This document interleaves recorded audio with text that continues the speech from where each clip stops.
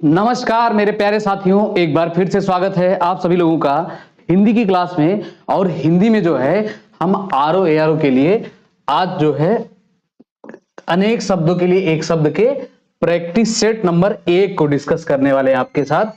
कल जो है इसका टॉपिक वाइज आपके साथ हम जो है हिंदी का एक आरओ एआरओ के लिए एक टॉपिक से लेकर एक क्लास लेते हैं और उसके बाद जो है उससे संबंधित जितने PYQ होते हैं यानी कि प्रीवियस ईयर क्वेश्चन होते हैं उसको हम आपके साथ डिस्कस करते हैं। तो जितने भी महत्वपूर्ण क्वेश्चन आपके हिंदी में, चूंकि टॉपिक जो है कम है, आरओ एआरओ में 5 से 6 ही टॉपिक हैं, तो एक एक टॉपिक को बहुत अच्छे तरीके से आपको एक बार थ्योरी के माध्यम से और दोबारा जो है आपको क्वेश्चनों के माध्यम से प्रैक्टिस कराया जाए। तो जुड़ते ही सभी लोग क्लास को शेयर कर देंगे और देखते हैं आज का पहला क्वेश्चन। पहला क्वेश्चन है साथियों, किसी शुभ कार्य को विधि विधान और श्रद्धा पूर्वक करना क्या क्या कहलाता है। यानी कि किसी शुभ कार्य को, कार्य तो बहुत होते हैं लेकिन किसी खास कार्य को, किसी शुभ कार्य को विधि विधान से जो है और श्रद्धा पूर्वक जब किया जाता है तो उसके लिए एक शब्द क्या कहा जाता है, तो उसको जो है हम क्या कहते हैं, उसको अनुष्ठान कहा जाता है। ये सी वाला आपका बिल्कुल राइट आंसर हो जाएगा। कौन सा? तो ये सी वाला आपका सही हो जाएगा। जब किसी शुभ कार्य को विधि विधान और श्रद्धा पूर्वक किया जाता है तो उसे अनुष्ठान कहा जाता है। प्रार्थना का मतलब क्या होता है? प्रार्थना जब आप किसी के लिए प्रार्थना करते हैं, जिसे भगवान से प्रार्थना करते हैं, किसी से कुछ अपनी बात कहते हैं, उसकी जो है थोड़ा सा अर्चना करते हैं। और मंत्रणा जो होती है ये कुछ जो है जब आपस में कोई बात की जाती है, किसी चीज की सलाह ली जाती है तो उसे मंत्रणा कहा जाता है। नेक्स्ट क्वेश्चन देखते हैं। नेक्स्ट क्वेश्चन है, जिसकी आशा ना की गई हो। दूसरा क्वेश्चन कौन सा है? जिसकी आशा नहीं किया गया होता है उसके लिए एक शब्द क्या होता है। तो जिसकी आशा नहीं की गई हो उसे क्या कहते हैं? अप्रत्याशित कहते हैं। ये बी वाला आपका बिल्कुल राइट आंसर हो जाएगा। ठीक। और जो है आशातीत क्या होता है? जो आशा से परे होता है, यानी कि आशा से आपके जो है पहुंच से दूर होता है, उसे आशातीत कहते हैं। जो अपने तीत, इसे तीत का मतलब क्या होगा? जो चीज दूर हो, आपके सोच से दूर हो। ठीक। अगला क्वेश्चन देखते हैं, महल के भीतरी भाग को किस शब्द से जानते हैं। तो जो महल का भीतरी भाग होता है उसे किस शब्द के रूप में हम जानते हैं? तो महल के भीतरी भाग को साथियों अंतःपुर कहा जाता है। इसको ध्यान रखेंगे, डी वाला बिल्कुल आपका राइट आंसर हो जाएगा। महल के भीतरी भाग को क्या कहा जाता है? अंतःपुर कहा जाता है। ठीक। तो बिल्कुल ये डी वाला आपका सही उत्तर हो जाएगा। अगला क्वेश्चन है, किसी और स्थान पर वाक्यांश के लिए एक शब्द होगा। यानी कि शब्द क्या है? किसी और स्थान पर। तो किसी और स्थान के लिए शब्द कौन सा होगा? तो ये जो है आपका अन्यत्र हो जाएगा। यानी कि डी वाला जो है बिल्कुल राइट आंसर हो जाएगा। किसी और स्थान के लिए कौन सा शब्द आप प्रयोग करते हैं? अन्यत्र प्रयोग करते हैं। और देखिए ये प्रश्न जहां भी पूछे गए हैं उसको भी हम लिख रखे हैं ताकि आपको पता चलता रहे कि ये प्रश्न कहां पर ये पूछा गया है। और थोड़ा सा क्वेश्चन आज इधर सेट हो गया है तो आज थोड़ा जल्दी था, यानी कि समय का थोड़ा अभाव था। कल से आपको सही वे में देखने को मिलेगा। और सर्वत्र का अर्थ क्या होता है? सर्वत्र का यानी कि जो सभी जगहों पर होता है। कहां पर? सभी स्थान पर व्याप्त होता है, उसके लिए एक शब्द क्या कहते हैं? सर्वत्र कहा जाता है। अगला प्रश्न है, जिसके पास घर ना हो। तो जिसके पास घर नहीं होता है उसके लिए एक शब्द क्या होता है? एक सेकंड। हाँ,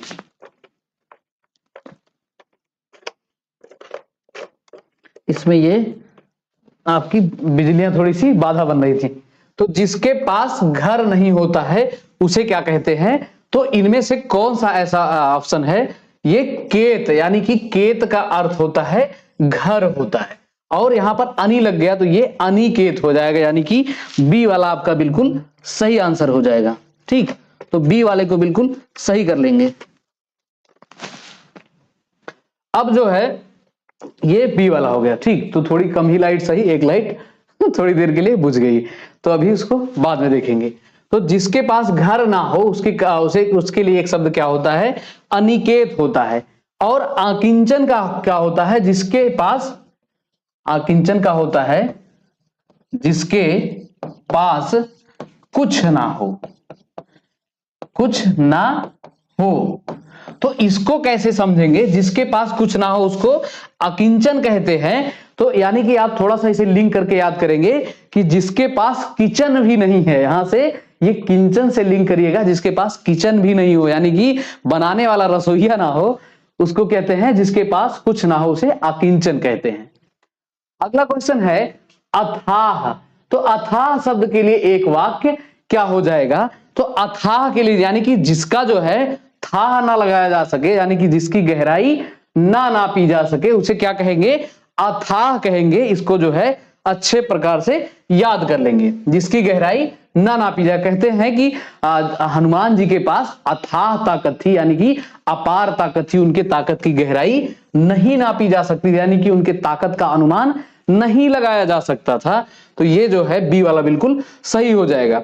जिसकी सीमा ना हो उसके लिए एक शब्द होता है असीम, असीमित, उसे जो है असीमित कहा जाता है, उसके लिए एक शब्द होता है असीमित।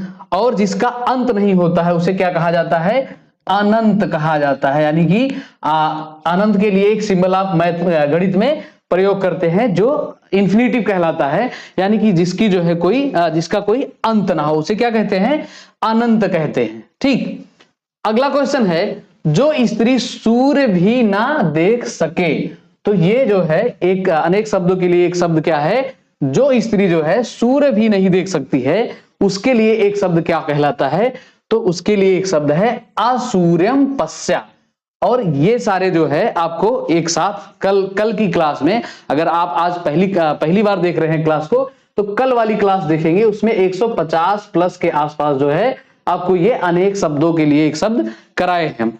इनमें जो है ये सारे इंपॉर्टेंट कराए गए हैं। तो एक बार आप क्वेश्चन फॉर्मेट में पढ़ रहे हैं और एक बार आप कल के क्लास में पढ़ चुके हैं, और इस पे ध्यान देंगे कि ये कहां कहां पर पूछा गया है। इसको हम थोड़ा सा इसलिए लिख दिए हैं ताकि आपको पता चलता रहे कि कौन सा ज्यादा महत्वपूर्ण है। ठीक, आगे देखते हैं सामान्य नियम के विरुद्ध बात, वाक्यांश के लिए एक शब्द।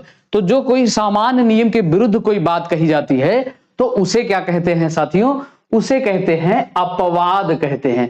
जैसे विभिन्न विषयों में, हर प्रकार के किसी भी विषय में आप देखे होंगे कि एक तो कुछ होते हैं जो एक नियम के हिसाब से रहते हैं, लेकिन कुछ उसी नियमों का उल्लंघन करते हैं, यानी कि जो नियम के विरुद्ध होते हैं, तो उसके लिए एक शब्द क्या प्रयोग किया जाता है, तो उसके लिए एक शब्द जो है अपवाद प्रयोग किया जाता है। ठीक, तो ये ए वाला बिल्कुल सही हो जाएगा।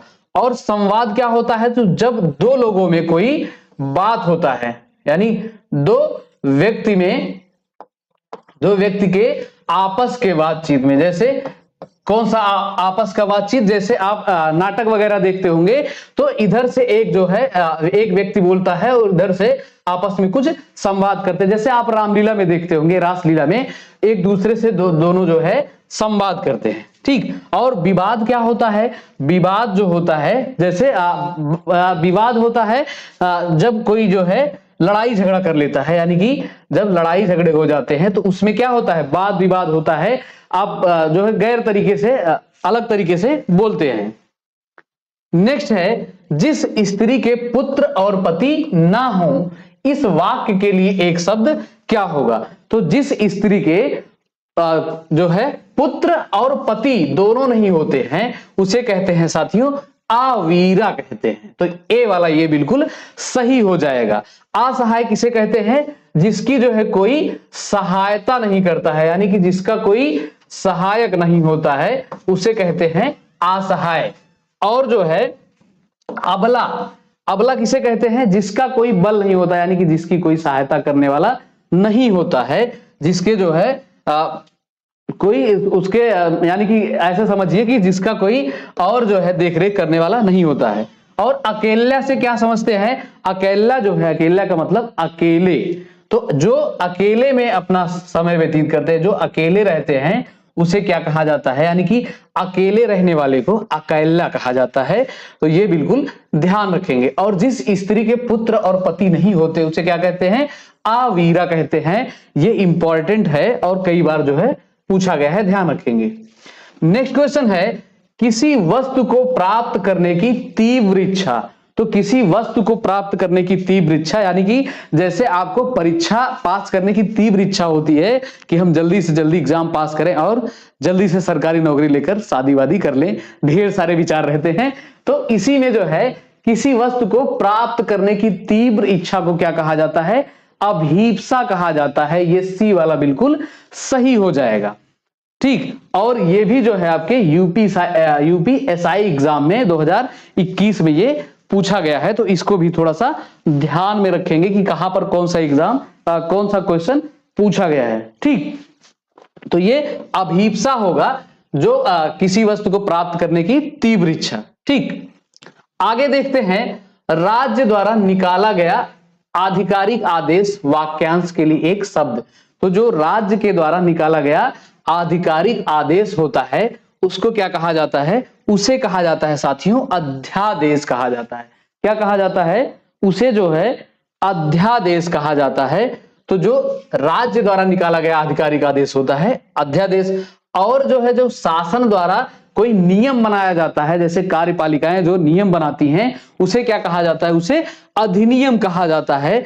और अधिसूचना क्या होता है? तो जब कोई चीज राजपत्र में छप जाता है, यानी कि जब राजपत्रित अधिकारियों द्वारा कोई सूचना दी जाती है उसी को कहते हैं साथियों अधिसूचना कहते हैं। इसको ध्यान रखेंगे, ये सारे के सारे पूछे जाते हैं, महत्वपूर्ण है।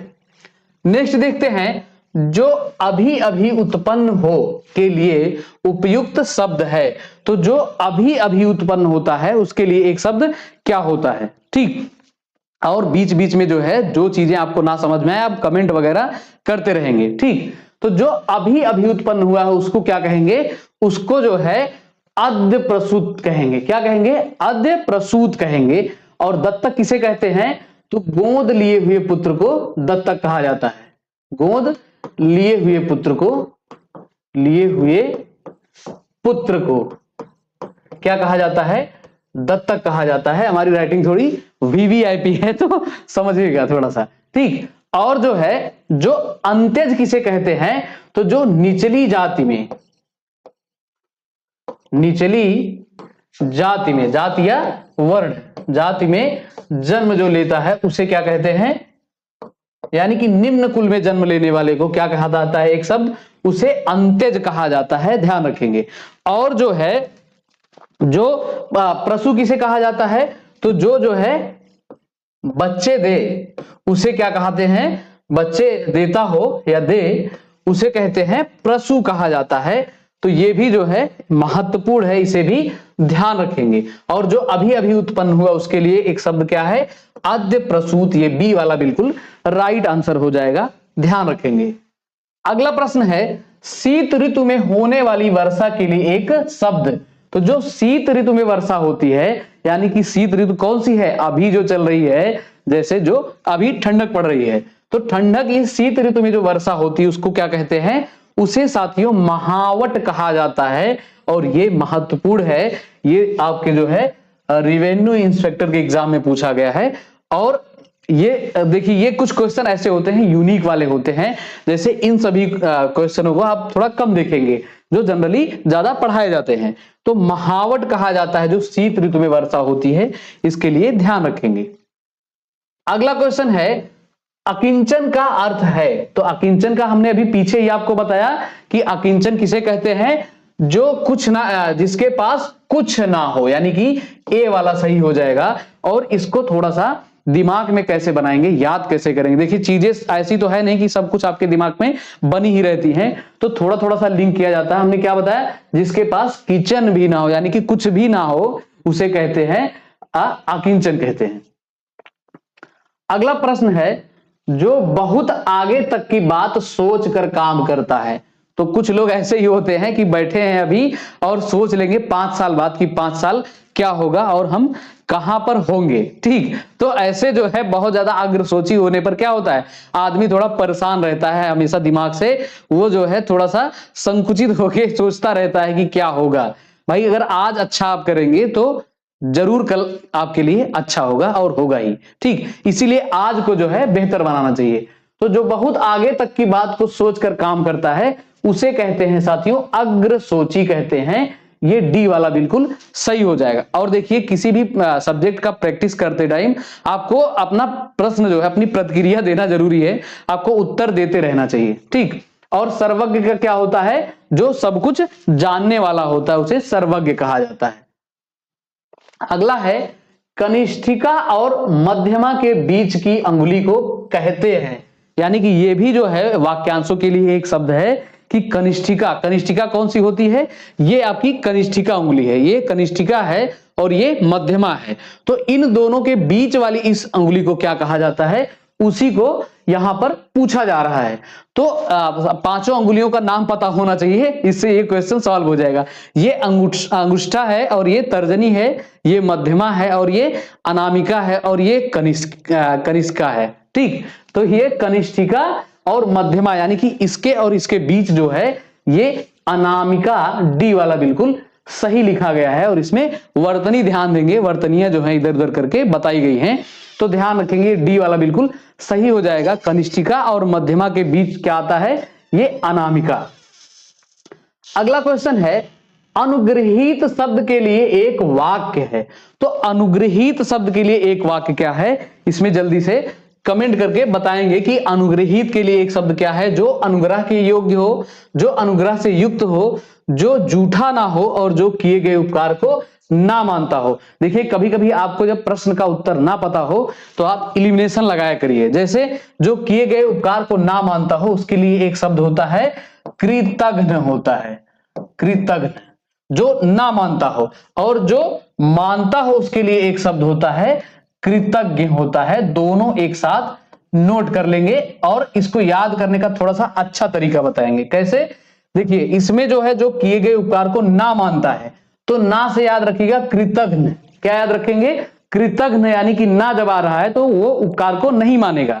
और जो कृतज्ञ आ रहा है, कृतज्ञ यानी कि जब किए गए उपकार को मानता है जो, उसे कहते हैं कृतज्ञ। ठीक, अब जो है जो झूठा ना हो उसके लिए क्या एक शब्द होता है, उसके लिए एक शब्द होता है अच्छुष्ट। क्या होता है, अच्छुष्ट होता है उसके लिए जो झूठा ना हो। और जो अनुग्रह के योग्य हो, अनुग्रहित शब्द के लिए कौन सा याद करेंगे, तो अनुग्रहित शब्द के लिए इसे याद रखेंगे जो है अनुग्रह से युक्त हो, ये बी वाला बिल्कुल सही हो जाएगा। ठीक, देखिए इसमें और इन दोनों में कंफ्यूजन हो सकता है, लेकिन आपको सही सही कैसे पता होगा, जो अनुग्रह से युक्त हो उसे कहते हैं अनुग्रहित। तो इसे कैसे थोड़ा सा लिंक करेंगे, यानी कि अनुग्रहित जो युक्त होता है, जो अनुग्रह को धारण किए हुए है उसे कहेंगे अनुग्रहित, यानी कि अनुग्रह से युक्त होता है। देखिए अभी बताते समय जो है कभी कभी आपको लगता है कि छोटी सी चीज को कई बार रिपीट किया जा रहा है, लेकिन यही चीजें आपसे परीक्षा में बार बार गलत होती रहती हैं। तो जो है इसको ध्यान देंगे, जैसे ये कृतज्ञ वाला और ये कृतज्ञ वाला। आगे देखते हैं, जो छीड़ ना हो सके उसके लिए उपयुक्त शब्द। तो जो है छीड़ नहीं हो सकता, यानी कि जो नुकसान नहीं हो सकता, बर्बाद नहीं हो सकता है, जिसका क्षय नहीं हो सकता है, उसे कहते हैं अक्षय कहते हैं, जो छीड़ नहीं हो सकता है। और जो मिट नहीं सकता उसे क्या कहेंगे, अमिट। जो मिट सकता उसको कहेंगे मिट, लेकिन जो नहीं मिट सकता उसको अमिट कहा जाता है। और जिसका पार नहीं लगाया जा सकता है उसे क्या कहेंगे, अपार कहेंगे। और जिसका अंत ना हो उसे क्या कहेंगे, अनंत कहेंगे। ठीक, जिसका अंत ना हो उसे अनंत कहेंगे। अब आगे देखते हैं, आगे है जिसका किसी भी तरह उल्लंघन नहीं किया जा सके।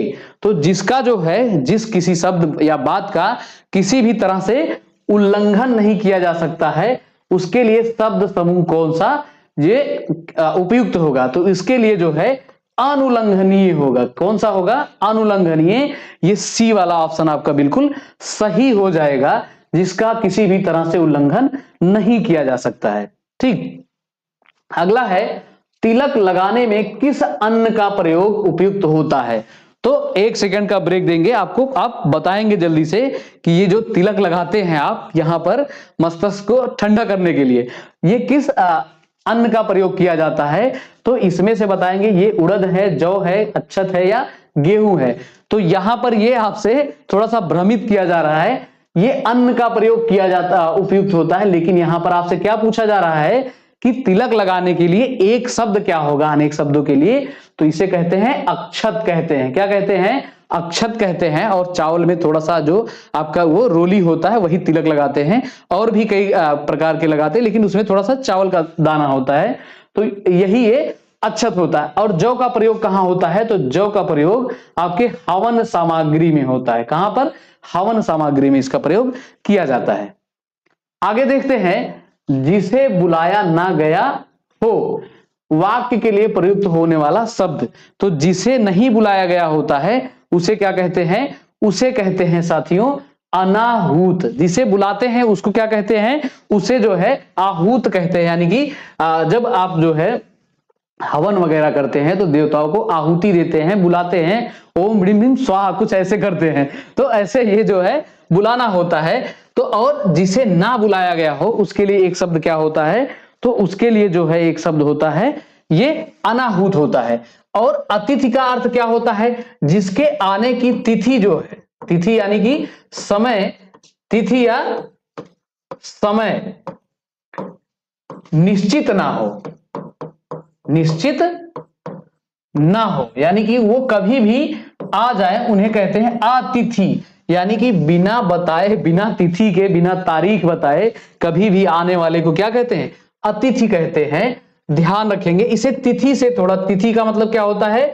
दिनांक या दिन या समय कहलाता है। ठीक, तो यहां से लिंक करके थोड़ा सा याद कर लेंगे कि जो बिना बुलाए आ जाते हैं उन्हें क्या कहते हैं? बिन बुलाए मेहमान नहीं, उन्हें कहते हैं अतिथि कहते हैं। कहते हैं हमारे यहाँ अतिथि आए हैं, यानी कि इन्हें बुलाया नहीं गया है, बिना बुलाए। और जो बुला कर आते हैं उन्हें अतिथि कभी नहीं कहेंगे आप लोग। ठीक, और जो जिसे बुलाया ना गया हो उसे क्या कहेंगे? अनाहूत कहेंगे।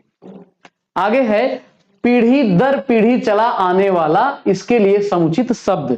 तो जब पीढ़ी दर पीढ़ी कोई चीज चला आता है, जैसे आपके शादियों में, शादियों की बात कर रहे हैं, या शादियों में कोई रस्म रिवाज को ले लीजिए, जो पीढ़ी दर पीढ़ी आपके हर अलग अलग जाति संप्रदाय में अलग अलग होता है। कि आप किसी के यहाँ जो है ब्राह्मण से शादी होती है, किसी के यहाँ ऐसे ही सिंदूरदान हो जाता है, या आप अंतिम संस्कार को लेकर देख लीजिए, या किसी के यहाँ क्या होता है 13वीं वगैरह करते हैं कभी, और कहीं कहीं लोग बंद भी कर दिए हैं। वैसे ये अलग साइड है, लेकिन क्या है, परंपराओं से चला आया, ये आ रहा है, तो इसे क्या कहेंगे? इसे कहते हैं अन्वयागत कहते हैं। क्या कहते हैं? जो आपके परंपराओं से जो है होकर चला आता है, तो उसके लिए एक शब्द क्या होता है? तो उसके लिए एक शब्द होता है अन्वयागत होता है। ये डी वाला बिल्कुल सही हो जाएगा। तो इसमें देखिए क्रमागत और परागत और तथागत ये सब आपको कंफ्यूज कर सकता है, तो याद रखेंगे अन्वयागत जो है ये पीढ़ी दर पीढ़ी चला आने वाले के लिए एक शब्द होता है। आगे है किसी कार्य के लिए दी जाने वाली आर्थिक सहायता। तो जब आर्थिक सहायता, यानी कि अर्थ का अर्थ क्या होता है? अर्थ एक अनेकार्थी शब्द है, अर्थ का एक अर्थ धन भी होता है। तो यहां से ध्यान रखेंगे, जब किसी आर्थिक सहायता के लिए, यानी कि जब धन दिया जाता है किसी इकोनॉमिक कंडीशन के लिए, आर्थिक सहायता के लिए, तो उसे क्या कहते हैं? अनुदान कहते हैं साथियों। ऑप्शन ए इसका बिल्कुल राइट आंसर हो जाएगा। जब जो है किसी आर्थिक सहायता के लिए कोई धन दिया जाता है। ठीक, और जो है दक्षिणा क्या होता है? तो जो एक शिष्य के द्वारा अपने गुरु को कुछ अर्पित किया जाता है, दिया जाता है। जैसे जो है एकलव्य ने अपना अंगूठा दिया था, उसी प्रकार से ये दक्षिणा कहलाता है। और एक दक्षिणा जो है दान वाला दान दक्षिणा होता है, ये भी एक दक्षिणा होता है। अगला है जिस पेड़ के पत्ते झड़ गए हों के लिए एक शब्द। तो इसमें से जल्दी से बताएंगे कौन कौन सा है जिस पेड़ के पत्ते झड़ गए हों। तो उसके लिए एक शब्द कौन सा हो जाएगा साथियों? वैसे तो आप पत्रहीन भी लगा सकते हैं, लेकिन यहां पर सबसे उपयुक्त शब्द कौन सा है? आपत। ठीक, कौन सा पथ है? आपत जो है ये जो जिस वृक्ष के पत्ते झड़ गए हो, यहां पर ये पत्रहीन गलत हो जाएगा अगर ऑप्शन में ये आपको आपत ना मिले। यानी कि ऑप्शन में क्या देखा जाता है? सबसे जो है उपयुक्त जो होता है उसी को लगाया जाता है। और ये प्रपर्ण जो होता है ये गिरे हुए पत्ते को बोलते हैं, गिरे हुए पत्ते के लिए, यानी कि जो पत्ता गिर गया है उसके लिए एक शब्द प्रयोग किया जाता है, प्रपर्ण कहा जाता है। तो गिरे हुए पत्ते के लिए एक शब्द क्या होता है, प्रपर्ण होता है। अगला है जिस पर हमला ना किया गया हो, तो जिस पर जो है हमला नहीं किया गया होता है उसके लिए वाक्यांश के लिए एक शब्द क्या है, तो जिस पर जो है हमला नहीं किया गया है उसके लिए एक शब्द क्या कहेंगे, तो आक्रांता, अयोध्या, आक्रामक या अनाक्रांत। तो जब हमला हुआ रहता है तो आक्रांता, लेकिन जब हमला ना किया गया हो तो उसको कहते हैं अनाक्रांत। ये डी वाला ऑप्शन आपका बिल्कुल राइट हो जाएगा। और जो है क्लास को शेयर वगैरह भी करते रहेंगे, ठीक। तो ये जिस पर हमला ना किया गया उसे अनाक्रांत कहेंगे, डी वाला बिल्कुल सही हो जाएगा। नेक्स्ट क्वेश्चन है जिसका ज्ञान इंद्रियों द्वारा ना हो के लिए दिए गए शब्दों में सही है। तो जिसका ज्ञान जो है आपको इंद्रिय के द्वारा नहीं किया जा सकता है। देखिए ये थोड़ा सा साइड बाय साइड हो गया, तो हम थोड़ा छुप के ही आपको बताने का प्रयास कर रहे हैं, और कल से थोड़ा ये इधर रहेगा। आज थोड़ी सी जो है जल्दबाजी थी तो एडजस्ट करिएगा, ठीक। तो जिसका ज्ञान इंद्रियों के द्वारा ना हो दिए गए शब्दों में कौन सा सही हो, तो ये जो होता है अतीन्द्रिय, जिसका ज्ञान इंद्रियों के द्वारा ना हो। तो यहां इसको समझेंगे कैसे, अति, अति का मतलब क्या होता है, कोई चीज दूर या ज्यादा। तो जब कोई चीज आपसे दूर होगा तो उसके लिए एक शब्द क्या कहेंगे, कोई चीज दूर हो। तो ये अति यानी कि दूर जा रहा है कोई चीज, आपकी इंद्रियों से दूर जो चीज होता है, ठीक। और जो है इंद्रजीत क्या होता है, जिसने इंद्र को जीत लिया होता है उसे क्या कहते हैं, इंद्र को जीतने वाले को क्या कहते हैं, जीतने वाला। इंद्र को जीतने वाले को कहते हैं साथियों इंद्रजीत कहते हैं, ठीक। तो इसमें ध्यान रखेंगे जो इंद्रियों के द्वारा ना हो यानी कि इंद्रियों से परे हो, जिसका ज्ञान इंद्रियों से ना हो उसे अतीन्द्रिय कहते हैं। नेक्स्ट क्वेश्चन है अन्य से संबंध ना रखने वाला। तो ये अन्य से है, एक होता है अन्य और ये कौन सा है, ये अन्य है। अन्य कौन सा, तो दूसरा वाला जो दूसरे में प्रयोग किया जाता है, जो दूसरे से जो है संबंध नहीं रखता है। तो इसके लिए एक शब्द क्या हो जाएगा, तो वहां ऑप्शन ए है अन्यत्र और अन्योन संबंधी, अन्योनाश्रित और अनन्य। तो जो अन्य से संबंध ना रखता हो साथियों उसके लिए एक शब्द होता है अनन्य होता है। ये ऑप्शन सी आपका बिल्कुल राइट आंसर हो जाएगा। जो अन्य से यानी कि दूसरे से जो कोई संबंध नहीं रखता है उसके लिए एक शब्द है अनन्य। नेक्स्ट है पैर से सिर तक, वाक्यांश के लिए एक शब्द है। तो पैर से यानी कि आपके पैर से सिर तक के लिए कौन सा शब्द प्रयोग किया जाता है, तो इसके लिए एक शब्द है अपाद मस्तक, यानी कि पैर से सिर तक।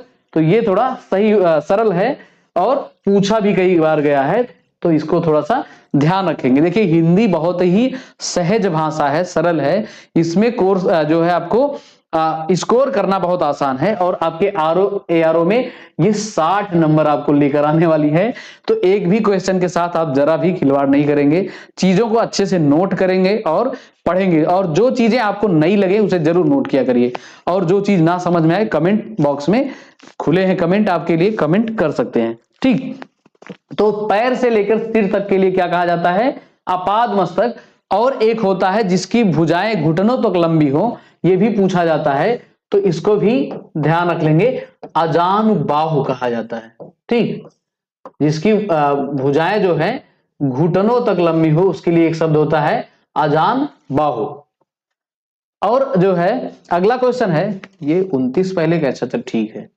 वह कवि जो तत्काल कविता करे के लिए एक शब्द है। तो वह कवि जो है जो तत्काल कविता बना डाले या जो तत्काल कविता करे, तो उसके लिए एक शब्द क्या होता है साथियों, उसके लिए एक शब्द होता है आसु कवि। ये डी वाला आपका राइट आंसर हो जाएगा। जो कवि तत्काल कविता कर डाले या बना डाले, दोनों में से कोई पूछा जा सकता है, तो दोनों में से ध्यान रखिएगा। और एक होता है जो पूछे गए प्रश्न का तुरंत उत्तर दे, तो उसके लिए एक शब्द होता है प्रति उत्पन्नम अति। ठीक, अब आज का लास्ट क्वेश्चन है, जिस पर किसी का आतंक छाया हो। तो जिस पर जो है किसी का आतंक छाया होता है, उसके लिए एक शब्द क्या होता है साथियों? तो उसके लिए एक शब्द होता है आतंकित होता है। ठीक, जिस पर किसी का आतंक छाया होता है। एक अभी पीछे गया, जिस पर किसी का आतंक ना हो तो ये अनाक्रांत होता है, और जिस पर आतंक छाया होता है उसके लिए एक शब्द होता है आतंकित होता है। तो ये सी वाला आपका बिल्कुल राइट आंसर हो जाएगा। आत्मघाती किसे कहते हैं? जो स्वयं को जो है किसी आघात के अधीन कर देता है, उसे आत्मघाती कहते हैं। आप समाचारों में सुनते होंगे कि वहां पर आत्मघाती बम हमला हुआ, तो वो जो है आत्मघाती किसके लिए प्रयोग होता है? जो स्वयं का आघात कर देता है, यानी कि स्वयं को नष्ट कर देता है किसी जो है विस्फोटक के साथ। ठीक, तो ये उसे आत्मघाती कहते हैं। और जिस पर किसी का आतंक छाया उसके लिए एक शब्द है आतंकित। ठीक, तो ये जो है हमने 30 क्वेश्चन आपको बहुत ही जो है अच्छे तरीके से और कम समय में, ताकि जो है क्वेश्चन बराबर टाइम हो, इतना रहे। ठीक, तो जो है उम्मीद करते हैं ये आपके 30 क्वेश्चन, इनमें से आप जो है कुछ नए भी देखे होंगे। और अभी ये जो है जब तक आपके प्रीवियस ईयर क्वेश्चन इनमें से अच्छे मिलेंगे तो नेक्स्ट क्लास में भी डिस्कस करते रहेंगे। एक क्लास में बस 30 क्वेश्चन, जिससे आप यूं ही खाना पीना बनाते या कहीं घूमते टहलते इसे हिंदी को कवर कर सकते हैं, और इससे आपका 60 अंक पक्का होने वाला है। ठीक, तो आज की क्लास यहीं तक साथियों। चैनल को सब्सक्राइब करिएगा और वीडियो को लाइक करिएगा और दोस्तों के साथ ढेर सारा शेयर करिएगा और खुशियां बांटिएगा। ठीक, तो आज के लिए इतना ही साथियों। हमसे जुड़ने के लिए आपका बहुत बहुत धन्यवाद। जय हिंद, जय भारत, वंदे मातरम।